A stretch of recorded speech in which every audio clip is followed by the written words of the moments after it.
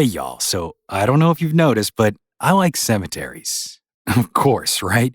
Well, in the last few episodes, we covered a pair of haunted mausoleums. We had the Bleeding Mausoleum over in Cleveland, Tennessee, and the one before that, we talked about Josie Arlington and her fiery tomb down in New Orleans. Well, in doing that, it sort of got me wondering, what exactly is a mausoleum? What defines it being that, right? I mean, I grew up down in New Orleans, so I'm no stranger to above ground crypts of all sizes and shapes, but I don't know if I've ever truly attempted to understand what exactly makes a tomb, like the one John Craig Miles built, a mausoleum. So, on this month's Minisode, I figured we should go ahead and do exactly that.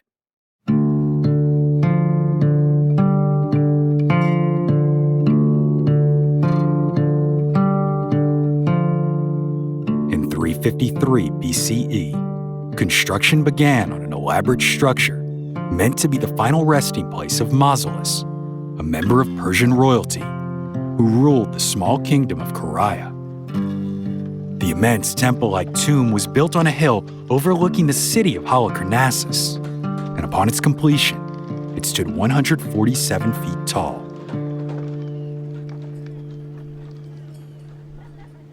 The ornate memorial was guarded by marble statues of warriors on horseback, and the exterior was decorated with hundreds of meticulously crafted bas-reliefs. Mausolus's tomb rested on a stone platform in the center of the structure, and on either side of the stairs leading up to it were finely crafted stone lions. While earthquakes would later take down this grand monument to Mausolus, in the 12th and 15th centuries, it earned the distinction as one of the seven wonders of the ancient world, and Mausolus's name endured as the eponym for the tombs that we now refer to as mausoleums.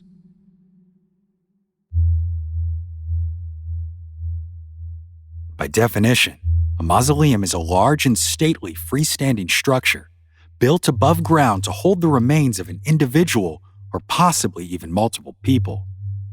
Sometimes this can be members of the same family, or religious order, or in the case of a public or cemetery-owned mausoleum, hundreds of individuals with their crypts stacked one on top of the other in the building's walls, their resting place resembling that of an oven.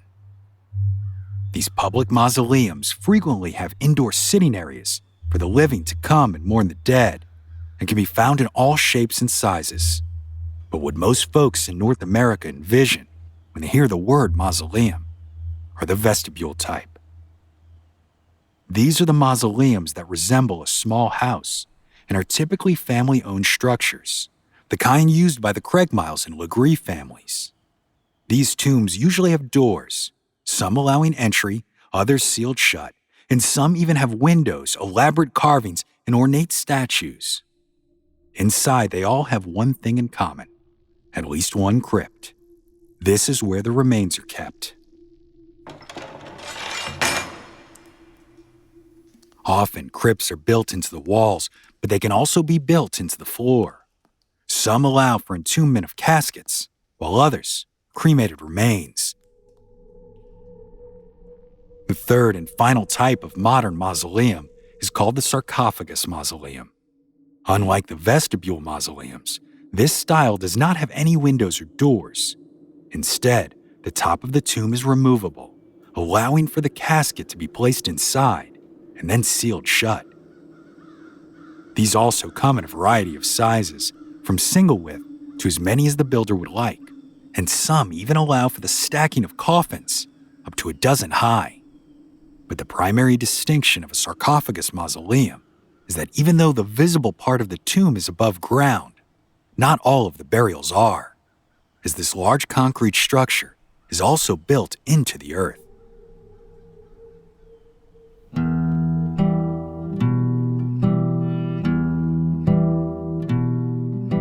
The most well-known early examples of mausoleums date back to ancient Egypt, which, you guessed it, are the pyramids. These structures were built for pharaohs and members of the royal family. Other examples in ancient history can also be found in Greece, Rome, and China, where they were also built for emperors and royalty. It wasn't until the Middle Ages that the popularity of mausoleums as a sign of wealth began to rise among the nobility and upper classes of society, a tradition that has continued on to this very day, with the practice extending to North America at the end of the 19th century in the form of ornate family tombs. Famous examples around the world include the Taj Mahal in India and the Lenin Mausoleum in Russia. But of course, what we're interested in are the most haunted.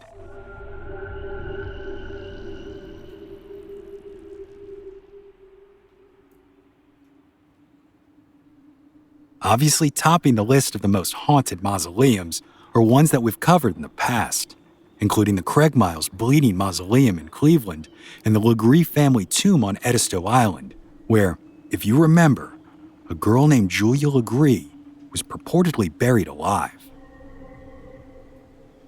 But there are, of course, plenty of others, including the Forest Park Mausoleum of Brunswick, New York, which urban legends claim is a gateway to hell. There's also the Massac Mausoleum of Spring Valley, Illinois, that according to legend is guarded by an apparition known as the Hatchet Man. From a paranormal perspective, many believe mausoleums are lightning rods for activity due to the intense emotions and energy surrounding family entombment. Others, that spirits are just simply trapped inside, or possibly don't want to leave, as they continue to inhabit the tomb in mourning for those inside.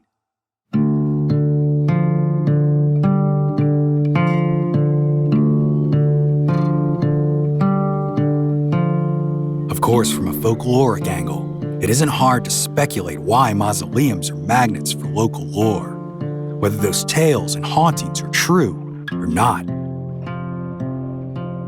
After all, the most common here in the South entomb families who were once prominent members of their communities. And if that ain't enough to get the story started, their resting place is often gratuitously decorated and large enough to resemble structures that could house the living, inspiring the idea that maybe, just maybe, the spirits of the folks inside live on.